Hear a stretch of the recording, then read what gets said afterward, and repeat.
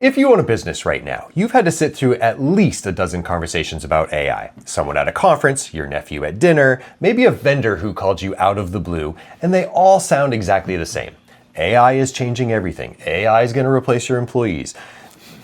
You need AI or you're going to get left behind. So what I've never actually heard any of those people say is what AI actually is, like in plain English. What is the thing we're all supposedly so excited about or scared of? And that's what we're here to do today. Hey guys, what's up? I'm Ryan. And I'm Paul. Welcome to Blueprint Automation Systems. The conversations I have over and over and over again, right? Because I'm supposed to right now be the person who's ahead of everybody else. And I have had literally the same conversation 6 times this week. Yeah. They use the buzzwords. Right? And the buzzwords are what gets everybody. So everybody's selling about it. Nobody's actually explaining what it is. What's the right size for it? Right. What's the right application for it? So the buzzword sounds exciting, and then you get this pressure of, oh my God, everybody else is using it. I need to get caught up. Right. Again, the conversation I had literally this week. But what's the actual sizzle? What's the actual meat and potatoes of the meal? What's useful here? As a small business owner, the other thing I've had this week is I have gotten slammed with every new CRM, every new AI agent, every new this. And I don't mean from the big guys. Right. I mean from every person who's now standing something up. Yeah.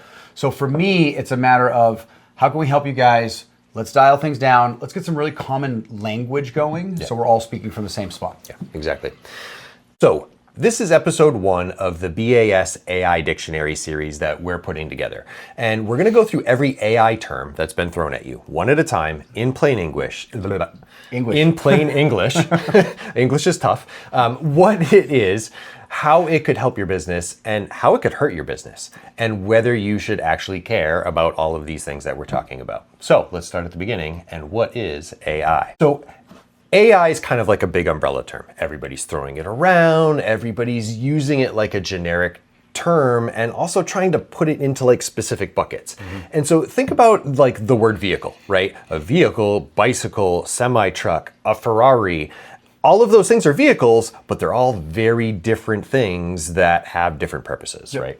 Different tasks, different applications, different capacity. Yeah. Is one of the biggest things that I think about this. So you have some sort of AI on your phone right now. It's being used, if you're watching this on YouTube, it's being used to serve up the videos that you really want to you on YouTube. That's in the background, you don't have to look at it, right? For us, how do we get this to an applicable level? Yeah, and there's a lot of things inside of AI, right? It understands language, it recognizes patterns, it helps with your decision making, and it can even generate content. And that's why it's called generative AI. And that's one of the things we'll talk about in a second. People are I have to get on AI. And they sound like they have to go down to Home Depot and pick up a new hammer. There's a shelf at Home Depot where the AI is. I gotta go get some AI. But what is it? What is it? Right. What are you trying to do? And so when I think about AI, it comes back to what do I need to get done? And that I think is where we're gonna start talking about that scope here. Yeah, exactly. So, the first thing is narrow AI, and it does one thing super, super well, right? So you think about your spam filter in your email inbox, right? That is AI. It's learning, it's seeing what's coming in and how to filter those things. Fraud detection on your payment processor, right? There's some AI there. Yep. The algorithm that looks at Google Analytics and decides how to serve up one page over another. There's some narrow focused AI behind those things. The AI that most people talk about that probably most of you guys have touched, even if you've barely touched it at all, is generative AI. So ChatGPT, Claude, Gemini, at some point you have talked to AI and it has spit an answer back to you 3 or 4 years ago and you went, wow, this is amazing. Yep. That would be the next step, right? So it can write, it can summarize, it can give you answers. A lot of people are using it as a brainstorming partner, right? I tend to use it as an ideation machine. Yeah. So I can get my words out, the cloud that's in my head into a more direct stream. I like to use it for exactly that. Yeah, clear the cobwebs. Exactly. Yeah. Honestly, it could be very good for that. When you have amorphous thoughts about a new topic or a new idea, you need something. Now, I love to take Ryan to lunch and go, hey, can we go bandy this together? But he's not available on Tuesday at 2 p.m. But ChatGPT is on my phone and can banter with me about it. Yeah, and it's fantastic for just you've got a lot of thoughts in your head and you can just word of mouth it all out into it, and then say, hey, now organize this into like actual things that make sense and summarize it. And so it'll take a little bit of what you said from over here and over here. Oh, these are similar topics, and they'll put it together for you. So it really like helps just unpack everything in your head. Last is like agentic AI or AI agents. And these are kind of similar to what we were just talking about, right? The systems, the AI that you talk to, but it can take it a step further and they'll actually take actions on your behalf. Not just answering the questions that you have right then and there, but you'll actually go out and say, hey, every day, look at my email inbox. And in the morning, I want you to send me an email summarizing everything I need to do, everything that I need to address right away, what's urgent, what's not. It'll draft emails for you and put them in your draft folder. So Agentic AI takes that another step further, and you task it with things that you want it to do, and it does it for you. I'm still amused by that. I got a Blueprint bot email last night, and I'm reading through it, and I'm so amused by the language that it takes. It literally writes as a human. Yeah. And I understand this is not new technology, but I'm still tickled by it when it happens. I think it's kind of fun. Right, and that was hands off, right? Like I was sitting at my computer and I had 3 files that I need to send to him for a pre-read for today because we plan out these episodes a little bit, and so I was on the move. I had to go get my kid off the bus, so I picked up my phone and I was like, "Hey, these 3 files, email them to Paul. Let him know this is for tomorrow." And it drafted an email, and it even said, "Hey, Ryan wants me to let you know." Right. I was so amused by the language. Yeah, It's the language. It's the shift in humanity that we're starting to see that I find fascinating and kind of fun to watch in real time. This is happening so fast. It's changing human behavior. Yeah. And so having this language, that's why we have this glossary, dictionary. We're creating an encyclopedia of AI for you guys so that you can follow the language and then come with us on it. Yeah, exactly. And obviously trying to take super complicated topics. Like there is a lot we're not covering about what makes agentic AI do a thing. But right now, all you need to care about is how does it work at like a high level, and then we'll deep dive into each of these topics in separate videos where we'll get into, I think we have episode 3 is planned to get into agentic AI, and we'll talk about how to build agents at a high level, how to get them to do stuff for your business. And I think the analogy for this one is, do you really super care about how your combustion engine works, or do you want to be able to drive the car? Right. Most people, they want a basic understanding so they can't get taken for granted at the dealer or the mechanics. Right. But you basically want to make sure that you know what the machine is and then how to use the machine, because that's really what we ultimately care about. Yeah. I don't want to know the zeros and ones. I'm sure most of you guys don't either, and I'm pretty sure even you don't. And even though you're kind of more the tech guy. I mean, I like to know what's under the hood, right? Yes. Like and how it works. But I also don't want to have to open that hood up and do my oil change every 3 months. So most of you probably already have some form of AI running in your business and you don't even realize it. So the SBE Council from 2026 says that 82% of small businesses have already invested in AI tools. Median small businesses, which I believe is 25 to 50 employees, if I remember the definition, forgive me if I don't, has right about 5 AI tools running, and you don't even know it. So AI is already running in your Google Analytics. We mentioned this before, right? So pattern recognition, anomaly detection, tracking online shopping habits, whether they're yours or your customers, right? In a lot of cases, if you own a business, you've ever advertised on Facebook, it was using this a long time ago. Yeah. Your email platform uses a spam filter, and like the most basic Google stuff is already, it's sorting automatically. So this is your important email. This is your marketing email. Yeah. Have you noticed those files? It's making that decision for you on what is being marketed to you. Do you have a scheduler of any type or a booking app of any variety in your business? That means the AI is working for you in those capacities. Yeah, and AI isn't necessarily something that is running nonstop. Like you don't necessarily have a Claude bot behind the scenes sitting there waiting for an email to show up and then it marks it as spam, right?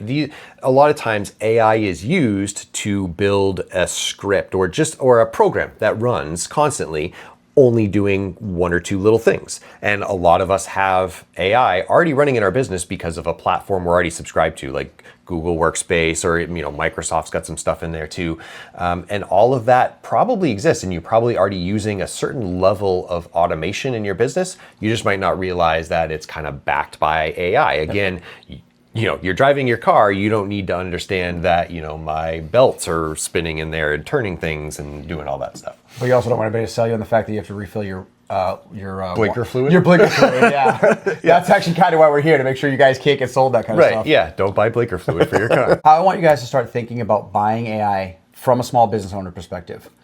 Go backwards. Solution, then where does AI plug in? As we've mentioned in other videos, there are some AI solutions, there are some pre-built, pretty simplistic, like text chain automation solutions. They may even look like AI. A lot of times I think I'm talking to a bot, it's just a text thread. I'm like, oh, this AI bot's really smart. We're looking for problem solving, not having AI to have AI. I'm a gadget guy. Google's announcing their new glasses. I'm all excited about having my new glasses. Yep. Do I need them? Let's not talk about that. Yeah. Let's not talk about that. Let's talk about the fact that I want them and I want to be able to order my coffee through them, okay? But here's the thing, right? If a vendor can't explain to you what the type of AI is, this is gold rush times, right? Yeah. And there's going to be a lot of snake oil salespeople out there. Walk away, then ask yourself, could you or should you? Right? Yeah, it is whatever you're talking to either us or somebody else trying to sell you AI, is it actually solving a problem for your business, right? Like, is it just a cool thing? I want to be able to... problem that doesn't exist. Yeah, exactly, right? Like, I want to have AI in my business, so when I'm talking to Johnny, my uncle, I can say, hey, I use AI in my business. That's not a real reason to put that in place, right? And quite often, those flashy, cool AI things, if your business doesn't need it, there's still risk there, right? You put it in your system, it doesn't solve a problem for you, and it might break shit. So, make sure that whenever you're shopping for AI, it's actually solving a problem for you, right? Like lead flow, I can't talk to enough people during the day, and so I'm losing business. Does it make my day actually more efficient, right? Like, are you spending time doing something repetitive that you can offload to AI? That's a problem that has a potential solution. But just, hey, I added an AI voice agent to my business and I never talk to people on the phone, right? Like, what's the point? So make sure you're actually trying to solve a problem and not just buying AI because it's cool, like Google Glasses. Well, sorry. You should. Sorry. I'll give you a perfect example of that for my business. We're not an email-heavy business. Right. I may, on a busy week, hit 10 to 15 emails a week. It's just not a very heavy email business for us, right? We get a lot of messages through our CRM. We get a lot of text through our CRM. And we get a lot of phone calls. Yeah. So for me, I'm not trying to look for an AI agent that will deal with emails, as easy as that is to stand up. I'm looking for more one that has the ability to deal with those other questions that we get, right? Or client services that are actual problems that are challenging, right? I'm not going to out my staff here too badly, but you're constantly training your team, right? And they still make oopsies, and you're like, we just fixed this 24 hours ago. You look at your calendar, and there's another oopsies in there from the same topic you just had. I kind of want to offload that to AI because I think it will do a consistent job. And consistency, if you own a business, guys, consistency is the lifeblood of your business, right? What can I do? What can I do on a consistent basis? How can I deliver a consistent service? And there's the AI question for a business all the time is, what is something you do all the time that is repetitive?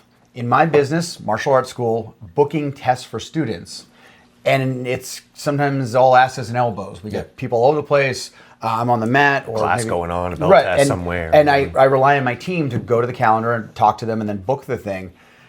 And there's different things have to be booked different ways, and that's where the kerfuffles happens from time to time. So yeah. Humans get stressed. Humans get tired. Humans had a bad day. They woke up on the wrong side of the bed. Didn't get enough sleep. All the reasons why humans screw up. Is AI infallible? No, and we're gonna talk about that a lot, right? There are failure points to AI, but I guarantee you AI can probably build a repetitive, consistent calendar invite better than anybody here, right? So keep that in mind. All right, so let's talk about risk for the business. The real risk isn't the technology itself, it's the purchasing decision that you end up going into. Buying something that you don't understand is a thing we strongly recommend against. I used to work in the financial world, and it's like, don't buy financial things you don't understand. Yeah. There's a problem then about overpaying, right? I've talked to some small business owners, and they've been offered some things that are Probably useful, but because this is gold rush times, the prices that are getting thrown at them are astronomical. And I'm not saying that they may not be worth it over time, or that this person's time is not worth that. That's not what I'm trying to say. I'm not expressing malfeasance. I'm saying there may be solutions that, like, you might not need an F-350 pickup truck to be able to drive around and go get some mulch for the back of your, like, it might be overselling what you actually need and over providing a solution. Yeah. There are tools that genuinely will help you, but the problem is a lot of the stuff all sounds the same. Yeah. Right? We earlier, AI, generative AI, LLM, we're going to get into all this stuff. But just because it's AI powered itself does not inherently mean that it's smart or that it's adaptive. A lot of it isn't. It's meant to do a task in a line, and you need to know that and then not overcook it, if you will. Right. So a good example of this, right? The one that constantly comes to my mind, and we're talking about it for the dojo as well, is like a website chatbot, right? Perfect. So these things have existed for way longer than AI has been commonplace, right? Like we had those chatbots on websites way before we all got our hands on ChatGPT and started talking to it, right? So, and all that is, it's a fancy decision tree, right? Somebody asks a question, what are your hours? Okay, well then I know all my hours are here, and it'll list that out.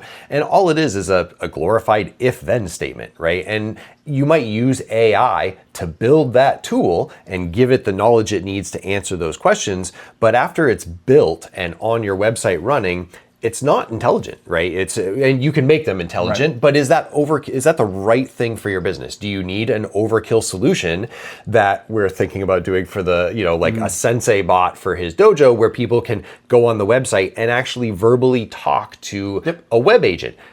It's cool, and it actually does apply pretty well for your business. Because we have a lot of mobile things, yeah. Yeah, and there's a lot of different information that people are going to reach out and ask. Something like what I do can get very granular, yeah. Right? And to the point where you probably couldn't trade an agent. If somebody's got 20 years of experience somewhere else, they're going to want to know history, lineage. That's going to be too much for even an AI agent, probably, unless you really want to train the hell out of it. I'm sure you could. And we'll talk about this in another video. We're getting ahead of ourselves, right? But there are ways to take all of the information in your head and create what's called a second brain, right? So you take all of the stuff up here, and it might not be up here. It might be documents on Google Drive, or an SOP, a standard operating procedure document for your dojo or whatever business you're in, or like a leadership manual where you teach, or an employee onboarding guide, right? You can take all of that and shove it into a second brain that AI has access to, right? And we're going to talk about this in the next video, where AI gets its knowledge from, and there's a bunch of different ways that happens, but there are ways to teach your AI everything that's in the dome, and then it can answer a lot of those same questions. Is it infallible? No. Is there some risk there? Yes. So again, it's important you understand what are you buying? So when you're talking to somebody, right, like, what are you actually building me? Are you actually building me an intelligent AI agent that is going to have knowledge of my business and learn things? Or are you using AI to build me a dumb chatbot that just has a bunch of canned questions and responses, right? And this day and age, like you said, with the gold rush, you're going to talk to people that are going to try to sell you an AI-powered chatbot, and it's realistically just a if-then statement of questions and answers pre-programmed in, and you really shouldn't pay a lot for that, right? I'm going to give a perfect example that's existed for quite a while. SEO optimization for your website is not a thing beyond building the website correctly. Right. It has been sold over and over and over again. I know businesses that have been paying dozens to hundreds of dollars a month in perpetuity for ongoing website optimization. That's not how that works at all. You know how I know? I used to be married to a person who did social media marketing for a business, and she laughed all the time at these businesses that pay for ongoing web development. $100 a month, $300 a month, $500 a month. Oh, we continuously optimize your website. That's not how it's not a thing. It's not a thing. But we small business owners, we don't know that. If I hadn't been married to somebody that's what she talked about, I wouldn't have known. I would have been like, oh, I guess I have to pay for this one more thing, one more monthly subscription for $200 that I have to make sure I'm top of. And that's where the language we want this video series to provide for you. We're talking to small business owners, right? We want this to provide language for you guys that make sure you don't get sold a bill of goods that is A, bullshit, or B, not something you actually need, or C, like you said, shiny pig, but it's actually just a really simple underpinning underneath, and you're getting sold more than, you're getting delivered less than you're being sold. Yeah, and again, it's I want to throw back again to, do you need it? Right, like and that's just the biggest one, right? Like, and on top of that, if you look at the breadth of your entire business and all the things you do as a business owner, you want to put AI in the what are the top 10-20% of things that eat up my day. Like, could you build an AI bot to do some small little obscure thing that does take up your time? You could eventually, but you're probably better off building these things first because it's leverage, right? Get the most out of your dollar and leverage AI where it actually makes sense to use it. I agree, and I've been there. I have, I have overpaid. I have.